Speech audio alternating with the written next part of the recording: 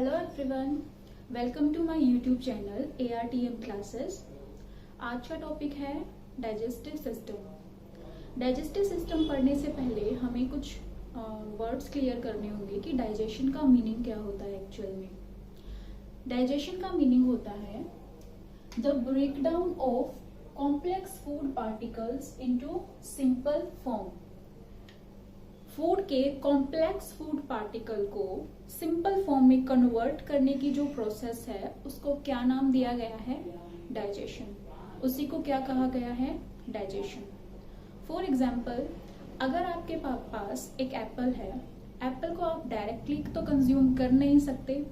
Firstly आप Apple को cut करेंगे, कट करने के बाद उसे आप इनटेक करेंगे, इनटेक करने के बाद भी आप अपने दांतों से उसे चबाएंगे। ठीक है। सो जो एप्पल की जो कॉम्प्लेक्स फॉर्म थी उसको पहले कट किया गया, उसके बाद उसे इनटेक किया गया, इनटेक करने के बाद उसे दांतों से चबाया गया। ये क्या है? दांतों से चबाना is one of the form of digestion. So जो डाइजेशन है वो माउथ से ही शुरू होता है। ठीक है। यहाँ पे अ पीस ऑफ चपाती रखी हुई है, क्लियर। और ये कॉम्प्लेक्स फॉर्म है फूड की। ठीक है। ये क्या है?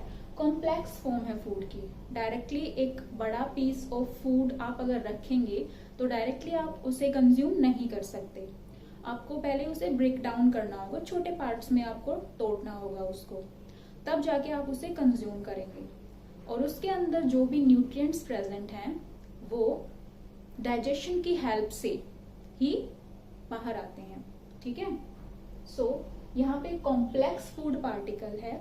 कॉम्प्लेक्स फूड पार्टिकल को सिंपल फॉर्म में कन्वर्ट करने की जो पूरी प्रोसेस है उसको क्या नाम दिया गया है? डाइजेशन। डाइजेशन क्या होता है? The breakdown of complex food particles into the simple form is called as digestion. Clear. यहाँ पे कुछ एग्जाम्पल्स हैं डाइजेशन के कि कॉम्प्लेक्स फूड पार्टिकल्स एक्चुअल में होते क्या हैं। आप लोगों ने जितने भी फूड हैं उनमें कुछ ना कुछ अमाउंट ऑफ न्यूट्रिएंट्स प्रेजेंट होते हैं, जैसे कि कार्बोहाइड्रेट हो गया, प्रोटीन हो गए हैं, फैट्स हो गए हैं, विटामिन्स होते हैं। ये क्या है? कॉम्प्लेक्स फॉर्म है। ठीक है, न्यूट्रिएंट्स की। अब वो जो न्यूट्रिएंट्स फूड में प्रेजेंट होंगे डाइजेशन की हेल्प से वो किस फॉर्म में कन्वर्ट होंगे? ठीक है। यही प्रोसेस, पूरा प्रोसेस दोहराया जाता है डाइजेशन में। क्लियर। कार्बोहाइड्रेट कन्वर्ट होगा ग्लूकोज में और ग्लूकोज कन्वर्ट होगा ग्लाइकोजन में। फॉर एग्जाम्पल, आपने राइस का कंजप्शन किया है। ठीक है। आज आपने राइस का कंजप्शन किया है, राइस को खाया है। राइस में अमाउंट ऑफ कार्बोहाइड्रेट प्रेजेंट होता है। वो कार्बोहाइड्रेट को आप डायरेक्टली तो इनटेक नहीं कर सकते। ठीक है। कार्बोहाइड्रेट प्रेजेंट होंगे राइस में। जैसे ही इनटेक किया जाएगा, फूड पेट में जाएगा, ग्लूकोज में कन्वर्ट होगा।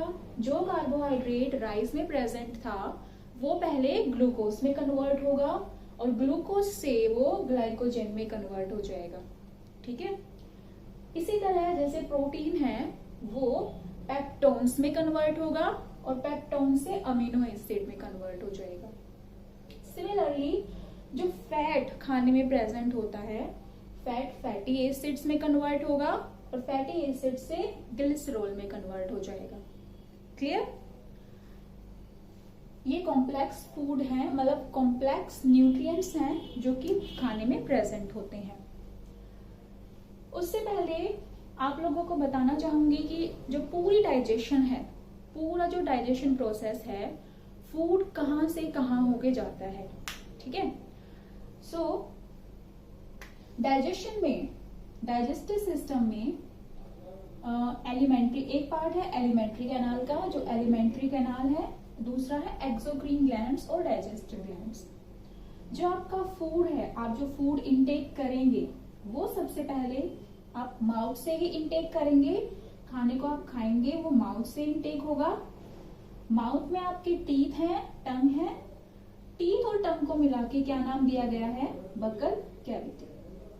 माउथ के बाद खाना जाएगा फेरिंग्स में, फेरिंग्स के बाद खाना जाएगा ईसोफेगस में। ईसोफेगस की लेंथ कितनी होती है? 25 सेंटीमीटर। ईसोफेगस के बाद खाना जाएगा स्टमक में, स्टमक के बाद जाएगा स्मॉल इंटेस्टाइन में, स्मॉल इंटेस्टाइन के बाद जाएगा लार्ज इंटेस्टाइन में, लार्ज इंटेस्टाइन के बाद रेक्टम में, और जो लास्ट पार्ट है, जो लास्ट स्टेप है वो है एनस। सो हम कह सकते हैं कि जो डाइजेस्टिव सिस्टम में एलिमेंट्री कैनाल जो इंक्लूड होती है, जिसमें कि खाना ट्रैवल करता है, उसके सिर्फ दो एंड्स हैं। एक है फर्स्ट एंड जो कि शुरू होता है माउथ से, एक एंड है जहाँ की जो कि खत्म होता है एनस पर। सो इनटेक ऑफ फूड कहाँ से होगा? माउथ से होगा, और एक्सक्रीशन कहाँ से होगा? एनस से होगा। क्लियर? अब इसको डायग्राम से समझते हैं। ये है